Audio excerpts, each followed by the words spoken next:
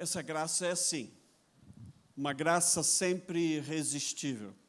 A forma como Deus nos ama, a forma como Ele manifesta esse amor, a forma como Ele cuida dos detalhes de um coração como o meu, como o seu, que tantas vezes se vê diante da dúvida, do medo, da incerteza, da insegurança, diante das alegrias. Basta um olhar do Senhor. E essa graça toma forma e contornos que nem olhos viram, nem ouvidos ouviram, e nem jamais o coração do homem pode entender. Tudo aquilo que ele é capaz de separar, reservar, ministrar, dispensar àqueles que o amam. Creia isso. Essa graça do Senhor em Cristo Jesus é irresistível. Nós temos meditado no livro do profeta Jonas durante todo esse mês. Se você perdeu, não ouviu alguma das mensagens, entre nos canais oficiais da igreja, no Facebook, no YouTube, e você vai poder pegar desde a primeira mensagem do capítulo 1, dos versos 1 ao verso 3, a primeira mensagem, e poder ouvi-las, e também você pode compartilhá-las, e pode repartir a palavra de Deus com outras pessoas. E hoje chegamos ao capítulo 3, a partir do verso 5, do verso 5 ao verso 10, falando exatamente sobre isso, a graça irresistível, e como o evangelho da graça, as boas novas da graça de Deus em Cristo Jesus estão presentes no livro do profeta Jonas, um profeta do Velho Testamento. Mas esta graça, lembramos nós, está presente desde a Gênesis ao Apocalipse. Não foi uma invenção de Deus a obra redentora em Jesus Cristo, uma coisa fora do tempo, uma coisa que não estava prevista por Deus na história da redenção. Deus é um Deus que busca esta redenção do homem desde a queda e a relação com Ele desde a criação. É por isso que a nossa série fala sobre a graça, o evangelho em Jonas. Jonas foi um homem, um profeta de Deus, chamado para o seu tempo.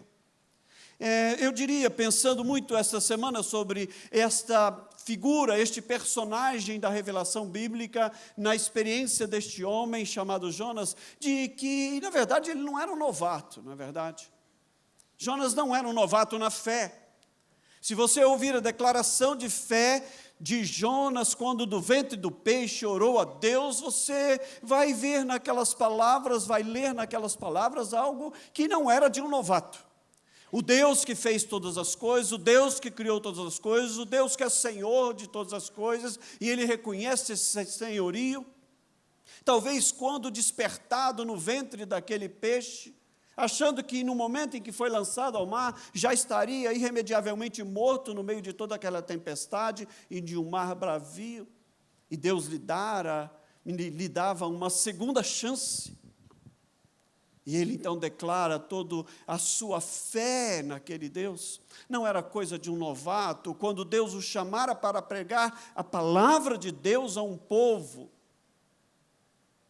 e nós já vimos isso, sobre as resistências de Jonas por ser mandado ao povo assírio, que era inimigo do povo de Israel. Não era um novo na fé, um novato na experiência com Deus. E eu fiquei pensando sobre os riscos de que eu e você nos pareçamos muito com Jonas na nossa caminhada cristã. Porque os erros, os pecados que eu diria causam maior dor, maior assolação, maior poder de destruição, não são cometidos por novatos na fé. É aquele primeiro amor que nos conclama a presença de Deus, a intimidade com Deus, a busca com Deus, que nos aproxima dEle no cotidiano, percebendo em cada uma das realidades da nossa vida. Não nos permite, talvez, isso, buscarmos e sermos descuidados com os nossos olhos, com as inclinações de um coração distorcido e deformado pelo pecado humano. É por isso que nós nos assustamos e nos entristecemos tanto, conosco mesmo ou com outros irmãos na fé, que já maduros na sua fé, que já caminhando com Deus há tanto tempo, cometem tolices que poderíamos chamar de pecado, é a mesma coisa. e causam tanto dano a si mesmo, às suas famílias, aos relacionamentos, à igreja do Senhor Jesus Cristo no seu testemunho. Não são para novatos os pecados mais danosos à experiência e à caminhada com Deus. Jonas é exemplo disso. No capítulo 1, Deus o chama para levar uma palavra a Nínive, e ele foge para distante do Senhor, indo para Tarsis. Na viagem, há aquela grande tempestade que vem sobre o barco onde ele estava, e no meio de todo aquele drama, no meio de todo aquele medo da morte, ele reconhece o motivo para que tudo aquilo estivesse acontecendo com aqueles homens que haviam embarcado com ele naquele navio para Tarsis. E depois de admitir isso, ele é jogado ao mar, e aquele grande peixe o engole por ordem de Deus. Está explícito no texto da palavra. Deus ordena que aquele peixe o engula, assim como Deus ordena que aquele peixe o vomite na praia. No capítulo 2, nós vemos este homem buscando uma incrível experiência quando poupado por Deus da morte, ora ao Senhor e vê o Senhor ouvindo a sua oração. No capítulo 3, ao qual chegamos, e no domingo passado meditamos sobre os primeiros versículos, de 1 a 4, nós vemos este homem recebendo uma segunda chance do Senhor. Veio a palavra novamente a Jonas. A palavra tem vindo a mim e a você novamente. Nós passamos por ela, nós a ouvimos sendo pregada, nós lemos esta palavra, ela está sempre sendo colocada diante de nós. Deus ordena que ele pregue esta mensagem de arrependimento a Nínive, sob a pena daquela cidade ser por ele destruída, se ela não se convertesse do seu mau caminho. Era morte ouvida para aquele povo, era esta a mensagem. E chegamos, portanto, ao texto que nós lemos nessa manhã, sobre o arrependimento da grande cidade de Nínive. Diz o texto ainda que aquela cidade era grande com respeito à sua população, à sua extensão territorial. Se você acha que grande São Paulo, grande Belo Horizonte, grande Jequitibá, que tem Belo Horizonte ali junto, são invenções da modernidade, não é não. Naquela época tínhamos a grande Nínive, uma cidade coberta, rodeada por outras cidades, mas ela era o polo, era o centro econômico, social, político daquela região. Ela era a capital da Síria. E ele é enviado àquela cidade, e, portanto, uma cidade a nível de quilômetros quadrados, bastante grande.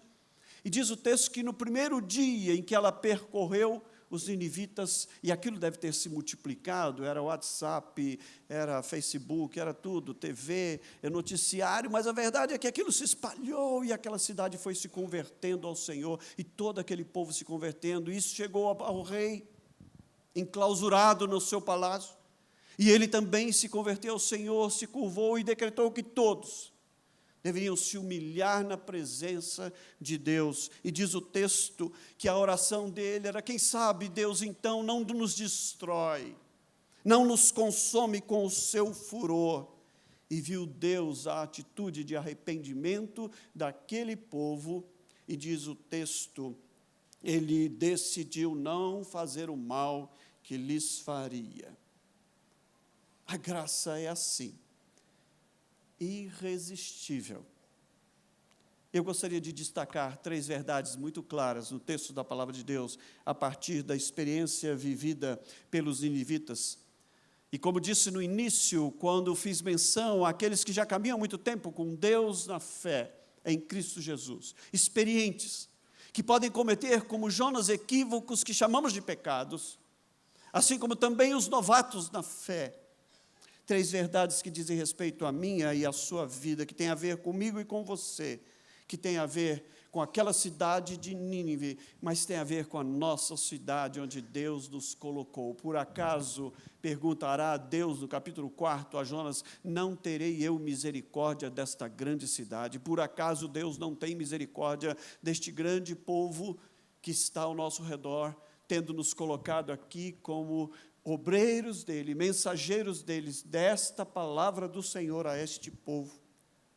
E a primeira observação que gostaríamos de fazer é que a graça de Deus é sempre maior do que o pecado humano. Diz o texto: os ninivitas creram em Deus. A graça de Deus é maior do que todo o pecado humano. O pecado dos ninivitas havia subido até os céus e Deus decidiu descer à terra para chamá-los a este arrependimento. A maldade dos ninivitas, a violência daqueles homens, diz os historiadores que eles eram cruéis com os seus inimigos.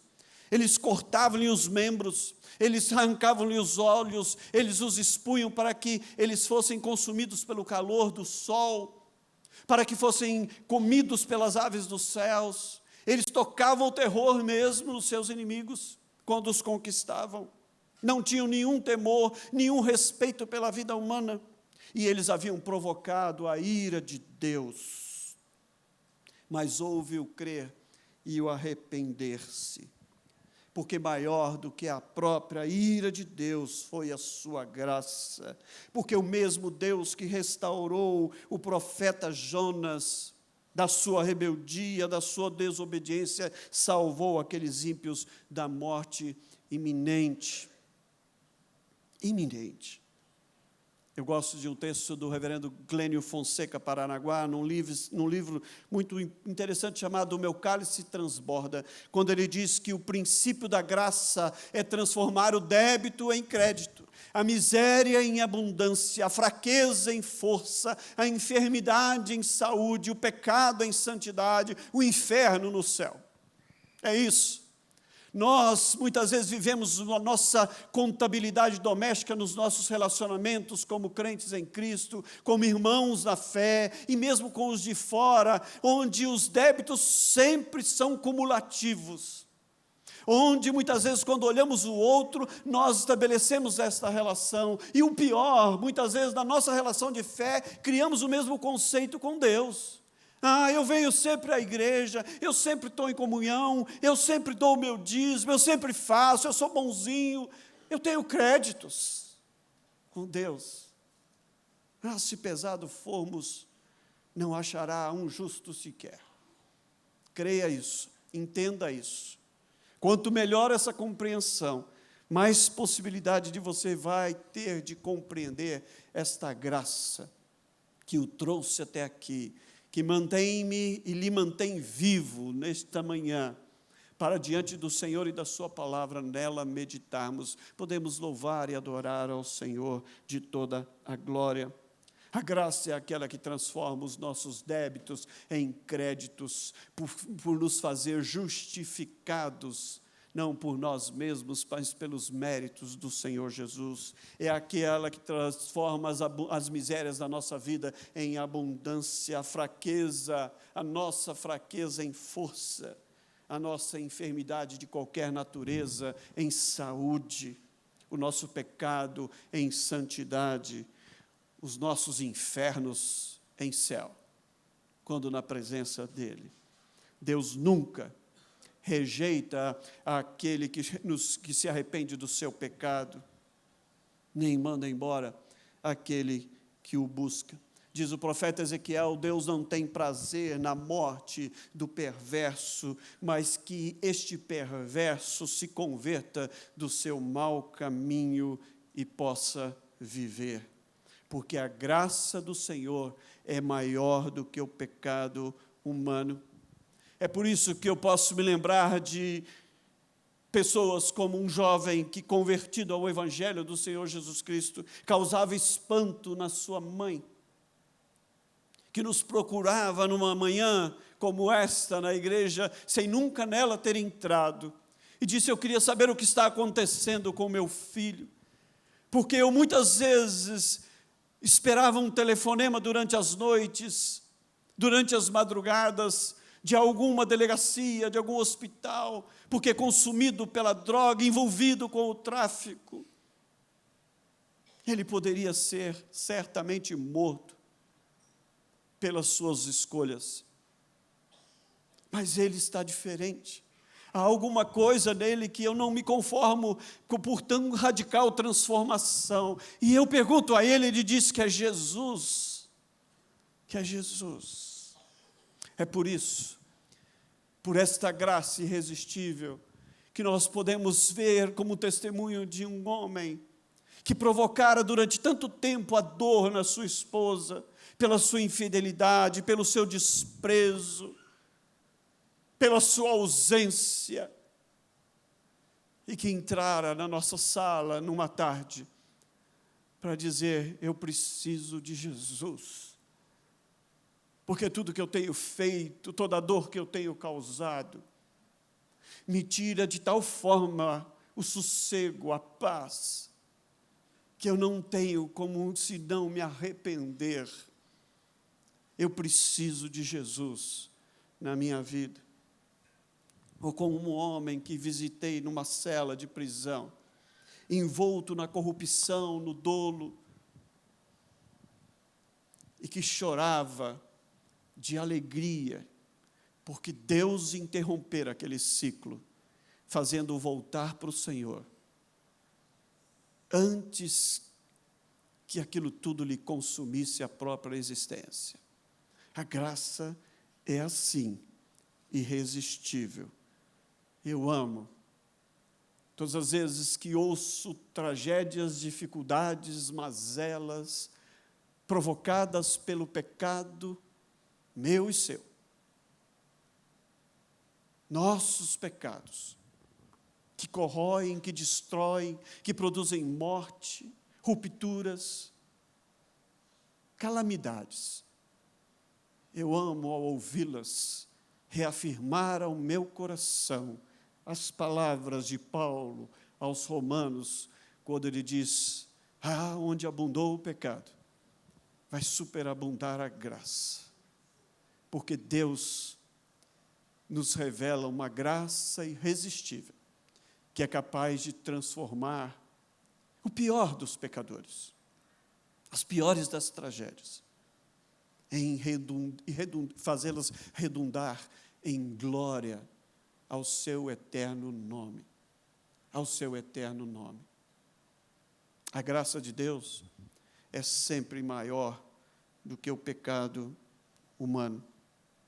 Mas o texto nos permite também dizer que o mundo tem sede dessa graça de Deus. E Deus sabe disso. Preste atenção. O mundo tem sede. É por isso que as pessoas muitas vezes dizem: eu não sei. Quantas pessoas já me disseram: pastor, eu não sei, eu tenho tudo. Eu me lembro de uma senhora que, chegando ao nosso gabinete, num dia, ela me disse: pastor, eu preciso de ajuda. Ela nunca havia entrado nesta igreja. E eu disse: pois não. E começamos a conversar, e eu comecei a inquiri-la sobre algumas coisas. Eu disse: mas a senhora está passando por alguma dificuldade na sua casa, no seu relacionamento com sua esposa? Não, pastor. Nós chegamos de uma viagem à Europa. Ele me trata muito bem, ele é muito cuidadoso, carinhoso, atencioso comigo. Mas então são seus filhos? Não, pastor, eu tenho 2 filhos lindos, maravilhosos. Um acabou de me dar uma netinha agora. Mas então são dificuldades financeiras que a senhora tem passado? Não, pastor, graças a Deus está tudo muito bem. E eu comecei a pensar se não faltava alguma coisa para aquela mulher a nível de tarefa mesmo diária. Né? Um tanque, sei lá, qualquer coisa.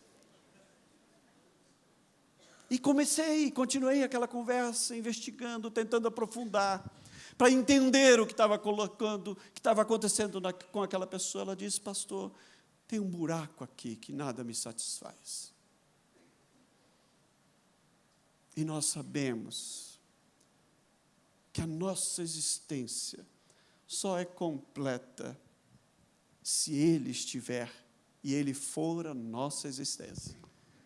Porque a vida vem dEle, por Ele, somente nele. Não há outra razão de existir, de viver. Não há satisfação que possa durar. Aqueles que se dizem ateus, e quantas vezes vemos esse testemunho ao longo da história, de alguns nomináveis ateus, que quando confrontados com a morte, com as suas mazelas, com as suas dificuldades, no mínimo expressam a sua dúvida diante da constatação dos seus vazios existenciais. É assim. Sem Ele, nós não somos. Sem Ele nós não existimos, e sem Ele não há razão de existir. Tudo começa com Deus. No princípio, do nada, Ele fez todas as coisas pelas suas mãos. Tudo passa por Ele. Tudo passa pelo sacrifício da cruz. Tudo termina com Ele, na eternidade, para a eternidade. O mundo tem sede desta graça de Deus, e Deus sabe disso. Então clamaram fortemente a Deus os ninivitas, e se converteram, cada um do seu mau caminho e da violência que havia nas suas mãos. Deus conhecia os ninivitas. Jonas talvez já tivesse todo o seu critério de elaboração das suas ideias, o que ele poderia pensar sobre os ninivitas, sobre os assírios, inimigos de Israel. Conhecia talvez toda a maldade daquela gente, mas Deus os conhecia também. E Deus decidia amá-los, assim como decidiu amar a mim e a você. Ou você acha que você tinha, na expressão do pastor Glênio, tantos créditos, que era merecedor de ser amado pelo Senhor? Eu gosto de uma canção que diz: ó Deus da amplidão, dos céus e do mar, que criaste todas as coisas pelo teu imenso poder. O meu pequeno mundo, chamado Yuder, chamou-te a atenção. Eu não sei como explicar tudo isso. Ou como o salmista no Poeta Sacro, quando cantou, que eu não posso entender porque o amor de Deus me foi revelado. Porque Deus se apresentou a mim e me achou pela graça. É pela graça do Senhor. O homem tem sede desta graça, o mundo tem sede desta graça de Cristo, e Ele sabe disso. Eu fico pensando se nós, como igreja, temos consciência plena disso, se nós, como igreja, sabemos que o homem, todos eles, talvez aqueles que te deixam acanhados de falar do amor de Deus, de testemunhar do amor de Deus, de proclamar o amor de Deus, pensando que talvez sejam os seus métodos, a elaboração das suas ideias, a concatenação dos seus argumentos que vão convencer alguém dessa necessidade. Será que nós, como igreja, sabemos disso? Esta graça é irresistível. Esta graça é irresistível. Se o que pregamos é a boa nova do Evangelho de salvação, se a boa nova do Evangelho é verdadeira, como sabemos que é, por que as pessoas não gostam de ouvi-la? E por que eu e você não amamos proclamá-la com toda a intensidade e vigor e resistimos a isso, como Jonas o fez diante da grande Nínive? Como agir para sermos vistos e proclamarmos estas boas novas num mundo tão plural como o nosso?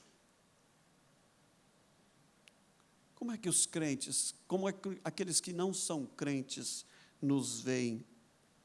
Como ministradores da graça de Deus em Cristo? Ou como aqueles que os olham apenas como culpados, perdidos, determinados ao inferno? Será que aquela atitude de Jonas, a sua desobediência, a sua visão exclusivista da graça,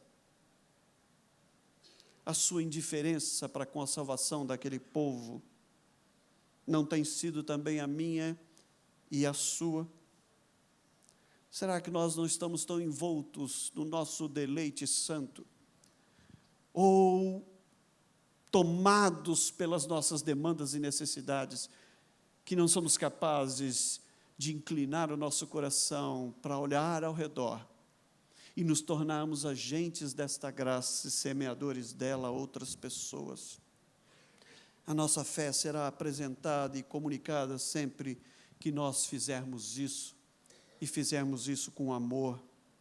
Esse deve ser o ponto de partida indispensável para nós apresentarmos a nossa fé de um modo repleto e transbordante da graça do Senhor.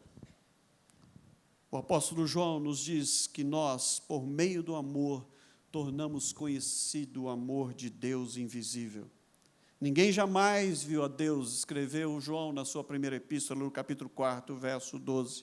Ninguém jamais viu a Deus, mas se amarmos uns aos outros, Deus permanece em nós e o seu amor será aperfeiçoado em nós. Você sabe disso, todos nós somos falhos e pecadores. Quem salva é só o Senhor Jesus.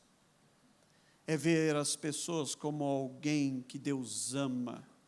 Olhe para as pessoas com as quais você convive, aquelas difíceis de serem amadas, olhe-as como pessoas que Deus também ama. Eu gosto de pensar nessa perspectiva, é como caçar um tesouro. Talvez por isso o Senhor Jesus comparou o reino de Deus com aquela mulher que perdeu uma moeda. E ela a procurou na sua casa, porque ela tinha um valor para ela muito grande. Como aquele homem que, estando no campo, achou uma pérola de grande valor, e ele se desfez de tudo por amor a tudo aquilo que ele havia encontrado, que era o mais precioso de todas as coisas. Ministrar graça. Eu não estou falando de religiosidade. Às vezes, falando de Cristo para algumas pessoas, e sabendo-nos elas, pastor, a primeira coisa que eu gosto de dizer para ela, não quero vender para você uma igreja, a igreja presbiteriana de Alphaville. É lugar de gente bonita, a começar pelo pastor. Onde o ambiente procuramos ser o melhor, mais saudável possível. Onde cada programa é voltado para essa manifestação da graça do Senhor, das nossas crianças que estão lá recebendo a ministração da palavra, dos nossos adolescentes, nos nossos jovens, nos adultos, no louvor, na música, na pregação, com zelo na exposição das Escrituras Sagradas. Mas não é isso. Essa intimidade com Deus, a experiência com Deus de cada um, indispensável e intransferível. Aqui, a manifestação visível e coletiva desta graça, que nos faz parte da família de Deus. Mais uma experiência pessoal. A experiência pessoal. Nunca vou esquecer o testemunho de uma advogada que dispôs a sua vida a trabalhar na maior e mais violenta prisão sul-africana, quando do período do apartheid. Aquela prisão somava estatisticamente mais de 200 de mortos, em média, por ano, com a violência interna entre os presidiários. E aquela mulher se dispôs a estar ali como profissional da área jurídica, para oferecer ajuda àquelas pessoas que muitas vezes estão ali abandonadas, muitas vezes ali escravizadas pelo sistema, muitas vezes escravizadas pelas gangues, pelas estruturas que as mantêm ali e a partir dali a serviço do mal. E ela se dispôs a estar ali, e em estando ali em contato com aquelas pessoas, voluntariamente servindo-as, ela falava-lhes do amor de Deus. Apenas um ano depois de iniciar aquele trabalho, naquele presídio, aquelas mais de 200 de morte caíram para apenas 3 mortes entre os presos. A BBC de Londres enviou uma equipe de repórteres para entrevistá-la. E uma das perguntas que o repórter fazia a ela, naquele momento, era: o que a senhora acha que aconteceu para que isso acontecesse neste lugar tão violento? Porque a senhora nos disse que, além de dar assistência a eles, também falava-lhes do amor de Deus. Como ver Deus num lugar como esse? E ela disse para aquele repórter: Ele está aqui. Eu apenas o fiz visível. Como você quer que as pessoas com as quais você convive e que não conhecem o amor de Deus, o supremo e eterno propósito de redenção de Deus em Cristo Jesus, o propósito da cruz do Calvário, do sangue derramado para lavar o meu e o seu pecado, para nos religar a Deus, seja visto, senão através da minha e da sua vida, na manifestação do amor do Senhor Jesus. O mundo tem sede de Cristo, e Ele sabe disso. A nossa alma tem sede de Cristo. Lembre-se, a graça de Deus é maior do que todo pecado humano. É por isso que eu amo ver as transformações de vida pelo agir desta graça. Expressões de fé, de confissão de fé, daqueles que encontraram-se com Jesus. E eu termino com uma terceira e última observação. Deus tem um plano para combater toda essa morte do mundo, toda essa morte que se apresenta de tantas formas no nosso mundo caído pelo pecado. E esse plano está em nós, como igreja do Senhor Jesus Cristo, no seu povo. Vocês são raça eleita. Ele os elegeu, os escolheu. Vocês são feitos sacerdotes reais, sacerdotes do Rei, aqueles que pregam e vivem e testemunham esta palavra. Vocês foram feitos isso, com o fim de proclamardes as virtudes daquele que chamou a vocês, a mim, das trevas para a luz. Jonas, levanta-te e vá à grande cidade de Nínive e prega a mensagem que eu lhe darei. E ouvindo-a, eles creram em Deus. E o rei mandou proclamar e divulgar por toda Nínive esta mensagem, aquilo que estava acontecendo. E Deus viu o que fizeram e como se converteram do seu mau caminho. Deus nos chama, queridos, para compartilhar a vida que nós temos em Cristo. Deus nos chama para compartilhar da sua própria sabedoria. Ele sabe o que é melhor para nós. Algumas coisas são óbvias na palavra de Deus, daquilo que Deus sabe que é melhor para nós e nós sabemos. Os mandamentos nos expressam isso, como hoje confessamos mais uma dessas verdades. Não roubar, não matar, não mentir, porque isso vai fazer a sociedade viver melhor, não é verdade? Algumas coisas vão contra o senso comum de um mundo como o nosso. Cuidar de fracos e oprimidos. Eu não dou conta de cuidar de mim, eu vou me importar com fracos e oprimidos, quando a palavra nos chama a ser boca deles numa sociedade injusta como a nossa. Servir uns aos outros, eu quero mais é ser servido. Aliás, eu posso pagar por isso. E desenvolvemos uma atitude extremamente perniciosa nos relacionamentos. Na vida com Deus, até Deus precisa nos servir. E eu posso, inclusive, requerer isso dele. Eu tenho os meus créditos. Muitas vezes, nós somos desafiados contra todas estas ordens estabelecidas no nosso mundo. Amar os nossos inimigos. Mas tem alguns que nós já escolhemos que nós não conseguimos amar. Perdoar. Há algumas marcas que são profundas demais. Talvez as marcas, como de Jonas, da desobediência ao Todo-Poderoso. Quando nós seguimos o nosso modo de vida, nós, como crentes, nos tornamos pessoas que Deus quer que sejamos parecidos com Ele e dispostos a sermos instrumentos nas suas mãos, fazendo parte do seu plano de proclamar esta graça salvadora em Jesus Cristo. Jonas pensava que o melhor era Deus destruir aqueles seus inimigos. Deus desejava salvá-los e fazer deles testemunhos da sua graça. Deus tem um plano, meu irmão, para combater a morte E esse plano está em nós, o seu povo. Será que as pessoas têm visto a graça de Cristo em nós e através de nós? Jonas nos mostra que a nossa rebeldia não pode frustrar os planos de Deus. Nem as nossas motivações equivocadas da fé ou da própria religiosidade podem obstruir a obra de Deus.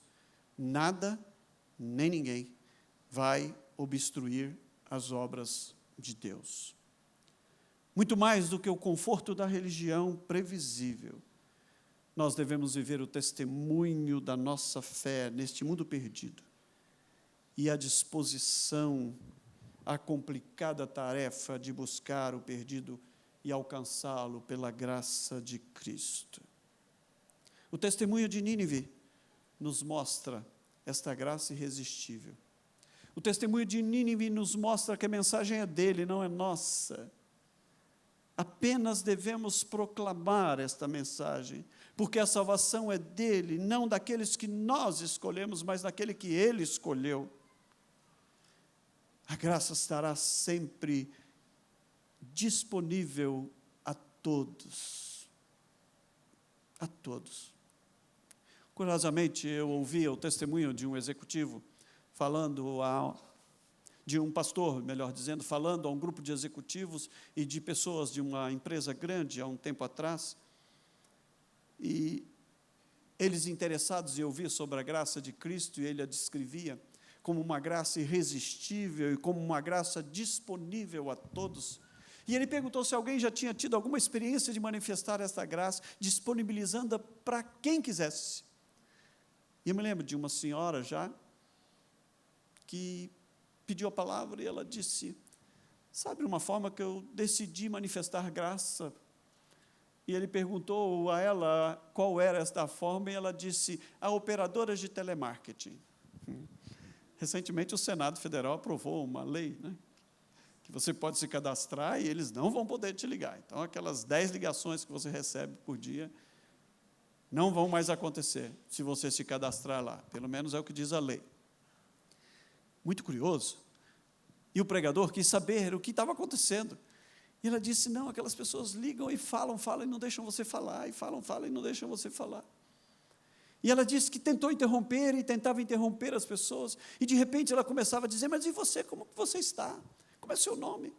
Você está passando por alguma situação difícil?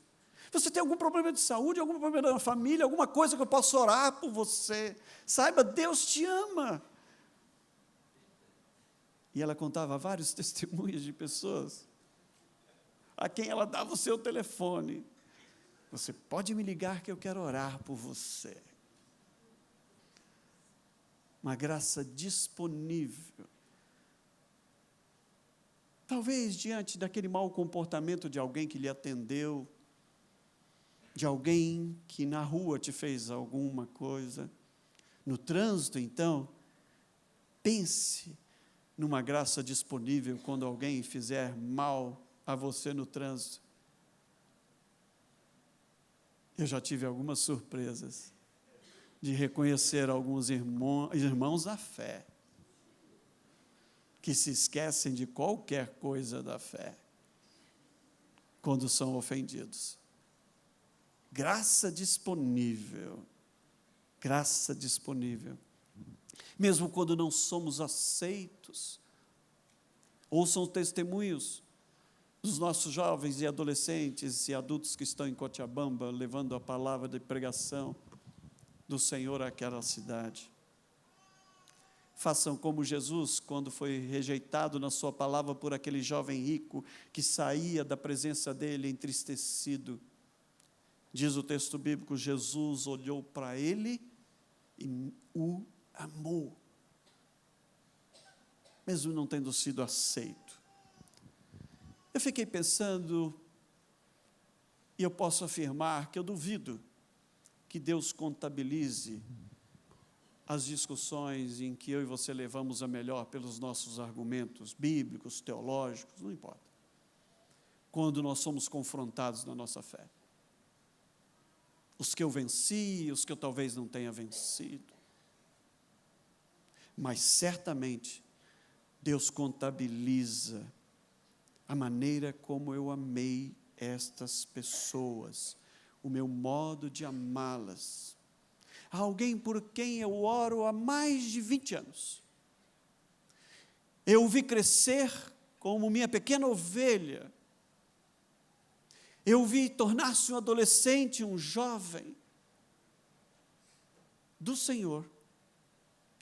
De repente, ele se enamorou de uma garota que não era cristã, que não confessava a sua fé. Encantado com aquele relacionamento, ele se distanciou do Senhor, inclinou o seu coração a esta seita, se desviou do Evangelho. E um dia, acessível a ele que era, o chamei para uma conversa. Me preparei bíblica, doutrinária, teologicamente para aquele encontro. Argumentos sem fim, todos eles. Li tudo sobre aquela seita. Tudo que estava ao meu alcance, eu li sobre aqueles parâmetros, daquilo que eles criam, para poder confrontá-lo, ensiná-lo. E ponto a ponto, durante aquelas 3 horas e poucas de conversa, eu fui desconstruindo aqueles argumentos daquela seita, que ele abraçara por amor àquela pessoa com quem ele se relacionava. E no final daquela conversa, estupefato, eu ouvi aquele jovem dizer: eu entendi, pastor, eu acho que o senhor tem razão, mas eu não quero. Aquilo causou profunda dor, mas não menos suficiente para me desafiar a continuar a amá-lo, para continuar a considerá-lo diante do trono do Senhor e continuar orando por ele. Eu não sei o que será, essa parte não me cabe, mas o meu clamor diante do Senhor continua pela vida dele, para que ele volte ao Senhor, para que ele retorne à casa do Pai. Talvez quando estiver comendo a comida dos porcos, embora não lhe deseje isso, mas para que ele volte à casa do Pai. Deus não contabiliza as vezes que eu e você tivermos êxito. Esta graça é irresistível, esta obra é dele, não é nossa. Mas certamente Ele considera a forma como nós amamos as pessoas e demonstramos amor por elas. Talvez você e eu estejamos muito mais apercebidos de queremos ter razão.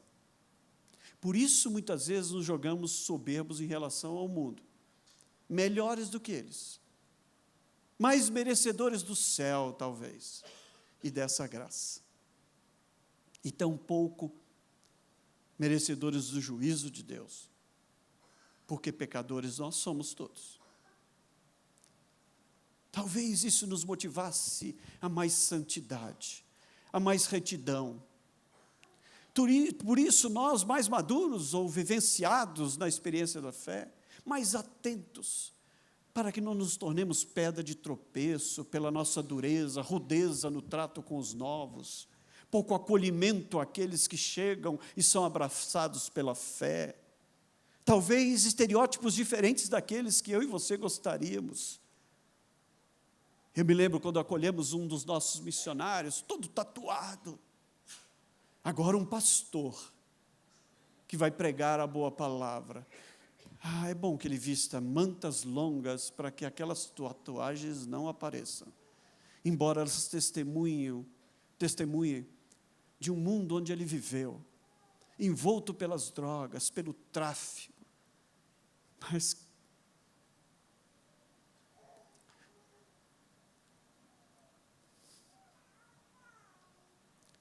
e pelo qual oramos muitas vezes, ouvindo o clamor e a dor de um pai que o via se perdendo, mas que um dia vimos entrar por estas portas, porque esta graça irresistível lhe tocara, e ele não tinha senão como abraçá-las embora continuasse tendo no corpo as marcas das escolhas que fizera. Agora, ele prega desta graça irresistível e testemunha dela. Como você tem olhado para as pessoas que estão ao seu redor? Como você tem testemunhado desta graça irresistível? Como você e eu temos demonstrado deste amor que nos transformou? Que nós possamos, como crentes em Jesus Cristo, comunicar a este mundo tão cético uma vida plena, abundante, dando provas de que esse estilo de vida, de caminhar com Jesus, o mais fascinante de todos os projetos de vida, é extremamente abundante, traz paz mesmo em meio às lutas, às dores, aos medos, às incertezas. Excede o nosso próprio entendimento, mas é capaz de guardar o nosso coração nele. Que o fruto do Espírito, o amor, a alegria, a bondade, esta paz, a longanimidade, a fidelidade, a paciência, a mansidão, o domínio próprio, possam emanar de nós, emanar da nossa alma sadia e saciada pela presença dEle, no processo de alcançar outros para o Senhor Jesus. Os ninivitas creram em Deus. Não teremos nós compaixão desta cidade? Não teremos nós compaixão daqueles com os quais vivemos, com os quais nos relacionamos? Que Deus possa dispor da minha e da sua vida, como testemunha desta graça irresistível. Curva a sua cabeça, nós vamos orar. Talvez você tenha algo que queira dizer ao Senhor nessa manhã. Talvez você queira que Ele transforme, se assim o Espírito Santo falou a você, a sua vida, para que você e eu, para que esta igreja se torne sempre um instrumento santo na proclamação desta graça irresistível. Bom Deus, recebe as nossas vidas, recebe a vida desta igreja e o existir dela, diante do Senhor, com o desejo e um propósito de sermos sempre manifestação desta graça, testemunho desta graça, e que a nossa boca, as nossas atitudes, os nossos olhares, a forma de nos amarmos e de amarmos outros, seja, ó Deus, como arautos, sejamos, ó Deus, como arautos desta graça que um dia nos alcançou, que a nós tem sido manifesta a cada momento, a cada manhã, a cada dia, em cada circunstância, e que tudo que formos, o sejamos para a glória do Teu nome, e que esta graça redentora de Deus em Cristo Jesus, o nosso Senhor, este amor que nos constrange de Deus o nosso Pai, e a doce presença do Espírito Santo, Deus que nos habita, sejam conosco como povo de Deus neste lugar, aonde Ele estiver, hoje e para todos sempre. Amém.